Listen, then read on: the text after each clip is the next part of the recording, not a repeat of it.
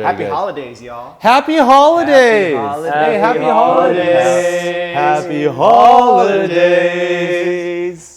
I don't know what the next word is. Happy To you and your mother and father, and you sitting at home.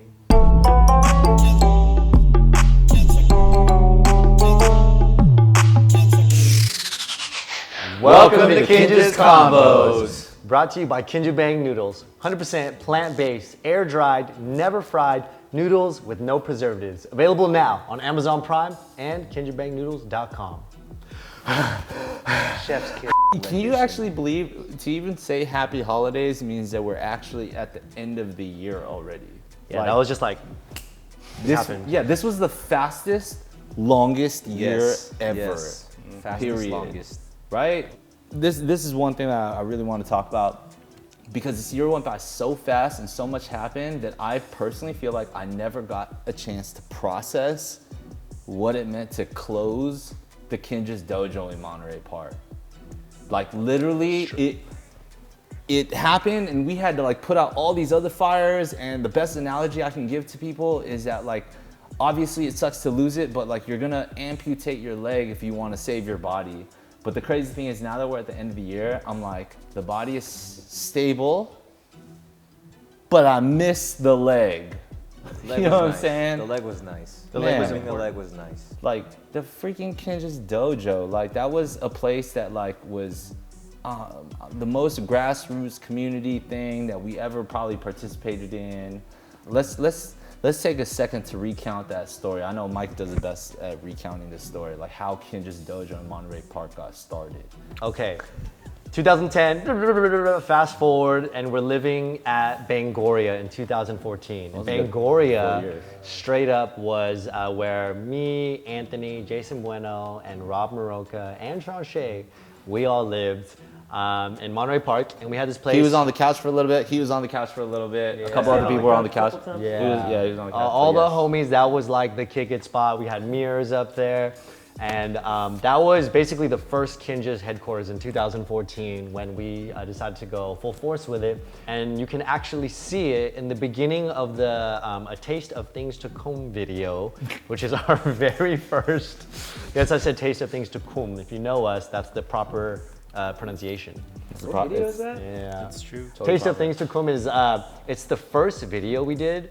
Tom Mish. It's the freestyle at the dojo before we did anything at dojo. We're sitting there in our maroon, the maroon coach jacket. Coach jackets that we just made, right? And then we're sitting on the couch in the living room, and then we get up, and then we walk out into Mike's car. And then there's like a fast montage. Yeah, Mike Fowl comes out of it and starts freestyling with his like, you know, sex eyes and whatnot. There it is. And then the rest is history. We fell in love with the place. Everything made sense there. And so I guess to recount this memory, this is like another era of Kinjaz, and like we're all showing up there, like we're so stoked to rehearse there. We had night rehearsal, we were milking the space. Before we were able to do the floors ready to dance, before there was mirrors, we were already like 30 deep in that space, rehearsing, sessioning.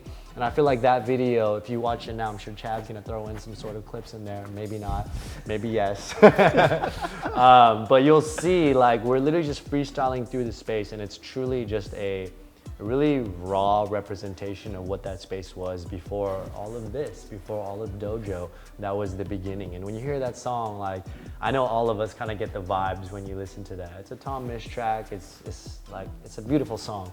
And you see all of us take you through the space, from Mike Fowl, you see Ben, you see JD, I don't know if I remember this correctly, you see Anthony. All I know, Twinjaz. You see everybody. You see Jet. John Ha. Darren. Darren closes it out. Yeah, After he closes comes it in, out. he opens that door off the Vinh, side. Ving's on he's sitting on the windowsill right there as well. And yeah, that is like our first intro. That was like when it was like available for like rent. Like we didn't even have mirrors up. There was like no flooring. There it's was a straight nothing. up corporate office. Like you guys can see what it looks like. Yeah. And we were super stoked because like, remember, before even having this like corporate spot that was like totally not properly zoned for our type of business. Shout out Monterey Park. But before that, you know, anytime we had to rehearse and get together, we were at places like the Lab in Westco. We were at like BZ Utopia. We were at the 11 Studios in Glendale. Glendale. We were just, or there's even rehearsal videos. I remember I have like a rehearsal video of like Tessellate back in the Bangoria living room where we put up mirrors because that was just it. Like We're at JV too. Yeah, JV. Oh my gosh, yeah. shout out to. Yeah. You know, but like you kind of do whatever you can with whatever's, you know, available to you. So the idea of even trying to open up a space where we can call a home was like the most intense thing that we had probably ever collectively experienced, you know what I mean? And it was right after ABDC, come off of the dance show and then have like the whole world contribute to this crowdfunding campaign on Indiegogo to help us build this place was like the most, probably will always go down as one of like the top 3 most powerful human experiences that Kinjaz will ever experience, like straight up, you know? Yes. Great comment, Ben. Just wanted to support you. Thank you, man. Thank you to all the people who supported us in that GoFundMe back in 15, right? 15. Yeah. We would not be even sitting in a place like this without you guys, so thank you. Yeah, that was huge. What was you guys' like favorite memory? Now that Dojo's come to a close, what was your favorite moment or a standout moment that all y'all had at the Dojo in Monterey Park? It's hard to like pick just one. Like obviously like from all like the students who made it what it was, from all the foreign like students who came all around the world all the time to our dojo to train, to our friends who came to like teach, or even like the TV shows that we rehearsed for late nights until mornings there. I think those are a lot of really great memories, stressful sometimes, but great. One of my favorite memories though is still around that time when we did that video at Taste of Things Zakum, was putting together the show for Vibe, and we called it Vibrator. And it was, what? What's so funny about that? Sorry, I just started giggling. It's just a good It's thing. where it's a machine that rates your vibe. The Vibrator. Vibrator. Yeah. Yeah. VIB3R8TR. With a Dash. dash, with a dash in between vibe Yeah. and rater, so that it's not vibrator like. It's like checking your vibe, right? Yeah. We're here, it's Right. the machine that checks your vibe. Yeah, we're Yeah. checking the That's vibe exactly. of vibe. Yeah. Not like Yeah. other There it is. vibrators. No, that- Yeah. not at all. We're not that gross. And we had our very own Phil Garvin actually build it. Like if you watch the video again, it's this whole thing that I think we just asked him to do. Yeah, Phil and Noah. Dude, Yeah, that that's was. right. They totally did not know what we were asking them to commit to, for sure. We like used and abused their time and talents, and we can't ever say sorry and thank you enough. Yeah, I remember Phil Garvin's apartment just showing up, and it's just like this giant construction site, and we're like, there's like all sorts of light contraptions, there's electric, there's like all sorts of things that like maybe none of y'all like will even think about, but if you just look at it, like cut to this clip right now, it's like very complex. You had to travel from screen to stage. That's a very, whatever, lesser people won't understand. But that was good. That was a beautiful, that was an amazing moment. Yeah. Still, same thing, like you said, it was around that time. So like the studio wasn't really built out or anything like that. We just had this corporate office and we're like, let's build a show for Vibe in like a week as usual. Yeah, we've done a lot of shows. That one's probably one of my favorites, just because I do remember sitting at Bangoria and writing on this huge whiteboard all the ideas that we wanted to do. We wanted to have D-Tricks and freaking dance with no pants on. Specifically said that, yes. Lawrence Cow heckling us in the audience, to Tony freestyling to lo-fi music. For 2 minutes! For 2 minutes! 2 minutes. He did a And 2 minute left them solo. by That's 40% of every other competitor's entire show at Vibe. To Pat being in it. Shout out Pat, we miss you, dude. Archer Point. Yep, Archer Point, he's the R&B king. To But, El Chapo. one of my favorite shows we've ever done. Yeah, El Chapo. We're like, how do we get the crowd hype? We're like, let's give them free stuff. So we just threw hella like merch into the crowd. That was the first time we did that, That was the actually, first time we right? did that. We lost hella money. We did. And Yeah, weren't but there then we- Indiegogo people that were on stage? Yeah. Honorary Kinjaz, yes. Oh, sorry. Yes, honorary Kinjaz. Honorary Kinjaz. There are a number of people that donated to a particular tier because, you know, money talks, you know what I'm saying? And, you know, we got a chance to literally rehearse with a few individuals, and they shared the stage with us, and that just was another dope reminder and a check that, like, you know, like it really takes a village to come together and do something amazing, you know. So that was such a fun experience. That was a good memory. Thanks. Good Vibrator. one. Good Vibrator, one. man. Rate Good your vibe, baby. one. Who else? I met my wife. No, I'm just kidding. That's a good Hey, you used to one. sleep there? You used to do push-ups? Oh, we're really doing that? Okay. Oh, I met my wife. dang. Now that we're going there, we have to go there. I was just saying that as a joke, but That's a good Okay, one. so I guess we have to go there because it doesn't matter if we're over time. We're gonna record it and see what happens. So, Vinh, obviously, you know, I was dating my then friend. you're now wife. My then friend, you're now my wife. friend, my now wife. In 2016, I would hang out with her like late at night. We would have long conversations in the car, and then I would have to get up really early. So I actually slept in the office of the dojo, and then would wake up early and be like, okay, time to work, let's go. And then these guys would just catch me just sleeping there sometimes, just in my clothes. I have to note that all of us remember a rehearsal the first time his wife Gabri came by and Then there's, friend. then friend, or like talking to each other vibe, and we were all rehearsing. Suddenly, Vinh is like getting ready, like steps out of rehearsal. We're still rehearsing. And like, what's Vinh doing? All of a sudden, he's doing push-ups.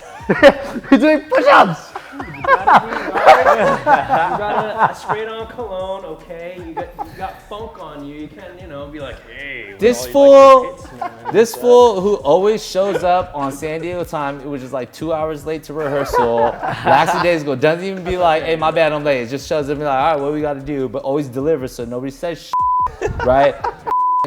He's the guy who's rushing us in rehearsal out of nowhere for the first time. He's like, all right, we good? Yeah, I think we're good. Yeah, cool. Bounces out, like Mike says, brushes his teeth in the bathroom downstairs. Brushes his teeth, and we're like, why is this fool brushing his teeth? Changes his shirt and does push-ups. And then suddenly we see Gabri, then friend, pull up in the parking lot, who comes out with like coffees for everyone. That's right. And we're like, We approve. this is Now this is magical. Now that you know her, that makes complete sense. She's always And now that we know you, that makes complete sense, all right? You know what I'm saying? Hey, it worked though. So It did work. hey, that's a great memory. It was That's definitely like, unique. It like never what? happened again, for sure. like what is more important than that, right? Nothing. Rehearsal. All right. Anybody else got a good memory from the dojo? Yeah, that's a hard one to follow. That is a hard That's one. a hard. I remember, and I say this because I know that there's a lot of fans and people out there that maybe have like seen our dojo performance, whether it was OG on America's Best Dance Crew or Kinjabang on NBC World of Dance, right, where we used our panels. Now, you know, little secret, obviously when we first did it on America's Best Dance Crew, this was at like 2 or 3 in the morning where we were like, we're gonna do this concept because we were really focusing that week on, there was 2 shows in that week, and one of them was The Weekend, which was on the bleachers. Wanted, is that the song? Earned It. Earned It. Wanted, why did I say wanted? Anyways, Earned It, right? And we put hella time and energy into that one, but we also had to do a separate performance, which we didn't even know what we were gonna do like half the week. And it was only in Delirium that we took the rolly mirrors that are like cellophane or whatever it is, not the actual glass mirrors. And we're like, yo, let's just use these as panels and let's do our thing, right? And everybody's like, yeah, let's do it. So they put pieces of like cardboard on the back of those actual mirrors and rollers, and we used those for the show in OG, and that ended up becoming like super iconic, right? Fast forward in time, those panels were mirrors with cardboard that we didn't own at the time. And we were going on NBC World of Dance, so we were like, yo, we're gonna do our panels again, but we're gonna upgrade it with the new Choi Boy original song that we collaborated on called Kinjabang. Problem is, we didn't have panels anymore. They belonged to or ABDC, so we're like, we gotta make our own. But the thing is, when we made our own, there was a production time that wasn't perfectly in tune and in line with our rehearsal schedule to get ready for the show. So there was a period of time where we're at the Monterey Park Dojo, and we took those actual folding panels that you like see. Yeah, it's like this. Like these guys. And then we unscrewed the little hinges to deconstruct it. And then each guy is holding horizontally without any illusion of covering their entire bodies or not. Just a full sideways panel and just scurrying around hitting formations. And the rehearsal video, which I'm sure is gonna get inserted, is just absolutely swagless because like that's the whole bit. Do we like even have footage with those though? I feel like I have footage of it. sure I feel like I have that footage of it. exists. It's It just the exists. most swagless thing because we put blue tape on the floor to try and measure out the circle, and the circle, then the studio wasn't even big enough. So remember, it was like kind of blue tape, and then it was like flat on two ends.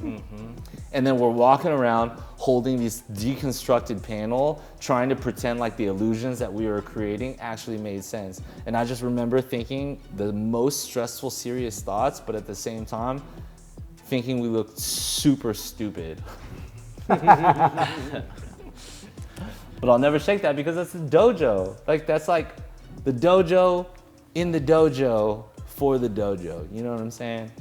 I have a favorite part out of Dojo. I think because I spent a lot of time in like teaching beginner classes like consistently, like every Friday. That even to that point, it got me there because I just saw so many students that would come into Dojo and we're dancers. They were just normal people that wanted like some exercise, wanted some bonding, and I got to see a lot of like friendships grow and just seeing people consistently grow. I think that is such an important aspect to the studio that we had at Monterey Park because we created a community where people can feel themselves and could really relate to us as people and not just as these ninjas. Just thinking about all the moments really like brings me back to just how special that time was, and just like seeing even when I would have one student come up to me after every class with his phone and just start recording me right away and just saying thank you. It's just like those moments like I will always cherish, and I think it's because of that we thank the students there so much. Without you guys, it wouldn't have been such a big impact in my life, let alone like our lives. Yeah, straight up. That's a good one. That's a good one. Like shout out to all the students. I feel like that is the cornerstone of Kinjaz Dojo. Like when I think about what made that experience for us like in the moment, and all of us acknowledged it in those moments. I think anytime any of us taught, like the connection to not just all of our students, but seeing what that evolved into. I think for me, like Charlie, you're reminding me that anytime I went to Dojo, I started seeing like these like bubbles, mini communities develop amongst themselves. For example, I know that the beginners classes started creating their own sessions in the parking lot, and I would see that, and there were Facebook groups, and seeing it spiral into its own community outside of Kinjaz, but it's such an integral part of Kinjaz Dojo. Like those are the things that like really touched me to see. Shout out to our shadows. Yeah. Sometimes I would come by and then I would see our shadows. These are our interns at Dojo. And I would see them and like they're there late night sessioning or like ordering pizza and like having their own kick-its. And I'm like, yo, like this is what it's about. Like Kinjaz, like we always hung out and kicked it together, but Kinjaz Dojo, like even in our Indiegogo, like one of our goals was to build our community and have a safe haven for that. And to see it actually sprout out into all these different communities, whether it's the students, whether it's our shadows, whether it's the teachers outside of the Kinjaz, all having their own communities and becoming homies. Like that was a whole nother network that I think that it was like a dream of ours to see, but we never really saw the potential of, we never realized what the potential was. And so for me, I'm kind of just, I guess I'm getting in my feels thinking about like all the different bubbles and environments that sprouted from it. And also while we're at it, major shout out to Ryan Kim. He's one of our original founders, co-partners of Dojo, and to Devera, who's also one of our managers of Dojo. So shout out to you guys. Those are all the key players that you guys might not see in the videos, but in person in this space were like some of the most important parts of Dojo.